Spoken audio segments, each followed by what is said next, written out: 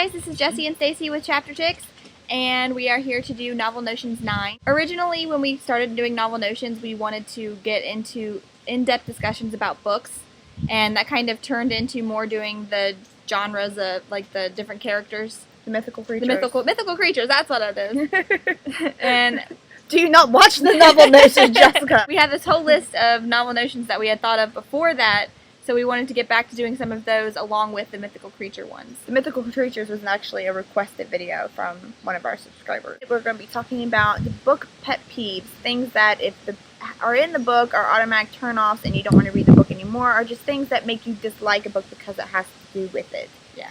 We don't know if this discussion has been discussed before, but feel free to join the discussion. That's the whole point of the Novel Notions.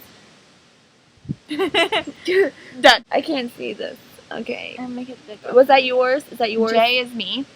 Okay. S is you. So one that is a really big pet peeve for me is cussing in books.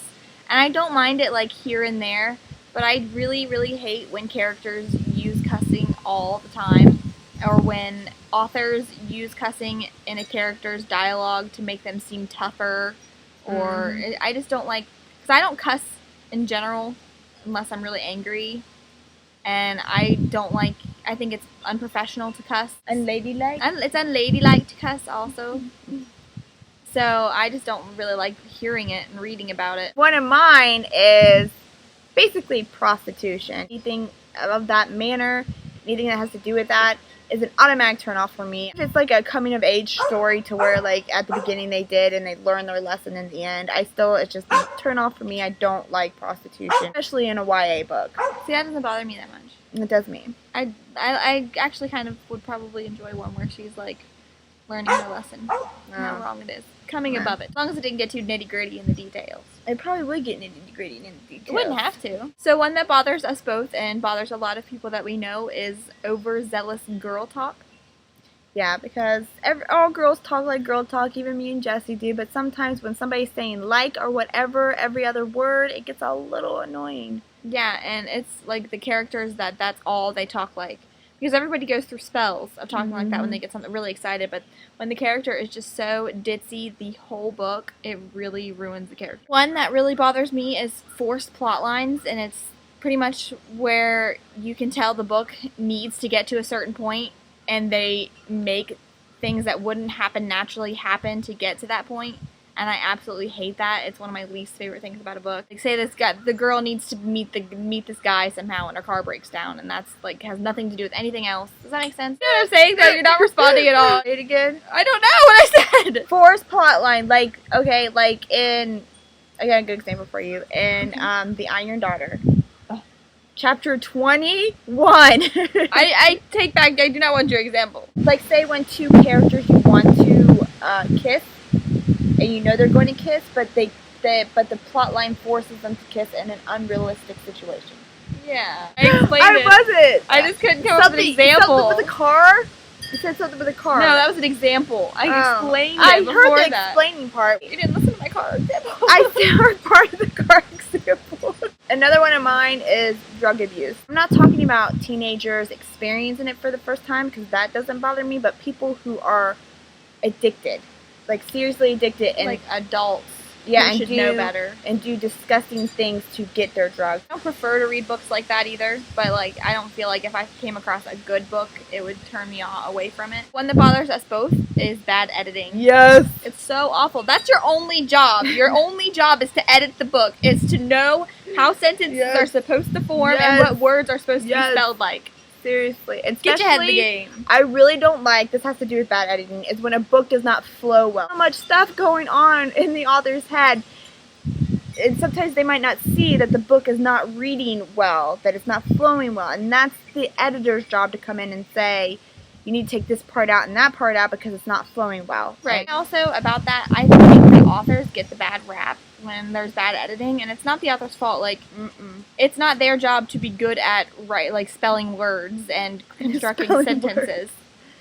It's their job to write good stories and to develop good characters, and it's the editor's responsibility to make sure that it's grammatically correct. Yeah, and all those little things are being cleaned up because the author is seeing the big picture. They don't have time to concentrate on all the little parts. Right. That's the editor's job to be like, hey, clean that up. The next thing that really bothers me is the overuse of what sells. And I feel like since Twilight came out, like so many authors have went through and picked out what's good in Twilight and tried to incorporate that in their novels. And like not necessarily just Twilight, but other series that are popular like that. I feel like dystopia is like really popular right now, and eventually people are going to just water it down until the appeal of it is gone. That kind of gets on my nerves too, but I get obsessed over that subject matter, so I like all the books that come with it. But eventually there's like, you need to come up with different twists of it instead of just changing the characters' names. Yeah, pretty much. Yep. Thanks for taking over. I said I kind of didn't like that too. I'm sorry. Go ahead, I'll leave you alone this time. It's okay. Just go on about your business. Try helping sister out. I don't like books that have racist idiots in it. I really don't. It's like, come on, people. Seriously, enough is enough. Don't be stupid. Yeah. Racism is really annoying. Yeah, I don't like it. There's no need for it. Especially when it's uncalled for racism, because I know that sometimes with like Frederick Douglass, the narrative life of Frederick Douglass, there is a lot of racism in that. It's because that's what he experienced in his life. Racism in it is for him to help tell his story, but it's not unnecessary, you know what I mean? Because that's his experience with it. And I think it's more modern racism than it is racism, because books that are like more historical fiction that have to deal with times where racism was actually a big issue. Not that it's not a big issue now, but where it was like a hard-hitting, everyday thing where racism was natural to people. I like reading books like that. Like, I assume The Help is like that. If it's there to help tell the story, because, like it or not, the world used to be a lot more racist than it is today, and books set in that time period are going to be based on that, like Gone with the Wind. I loved Gone with the Wind, but it has the N-word in it a lot. And I didn't like that, but that during those times, that's how people acted. But if it's uncalled for racism, just people being stupid and has nothing to do with the story or the history time period of the story, then I don't like it, and it makes me mad, and I put it down. The next thing that really gets on our nerves is when there are too many books in a series. Authors, let it go. House of Night, anyone? And there does not need to be that many House of Night books. No. I'm pretty sure they could have taken out several of the middle ones and just did the ends and the beginning books. Yes, because I feel the same way. Like, many of the books should just been copied and pasted together, like 2 or 3 of them sometimes, to make one book instead of watering it down the way that she does to drag it out.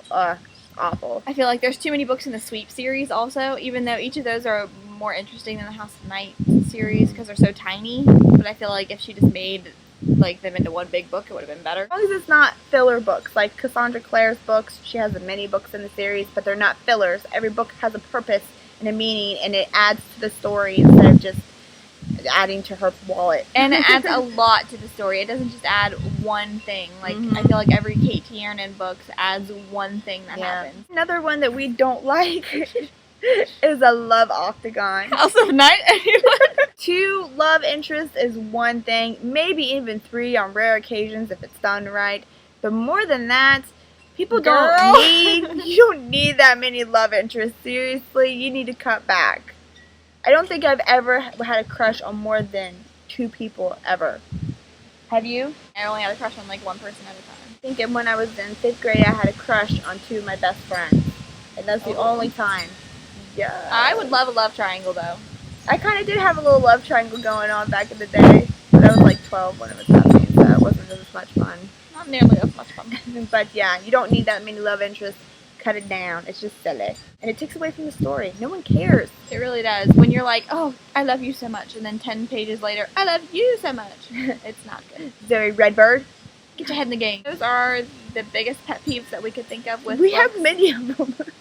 It seems like we have many of them because there's 2 of us, so you get double them. Double pet peeves. Yes, but tell us your pet peeves, tell us things that you like and dislike in books. Feel free to do your own video responses or things that really make you mad in a book.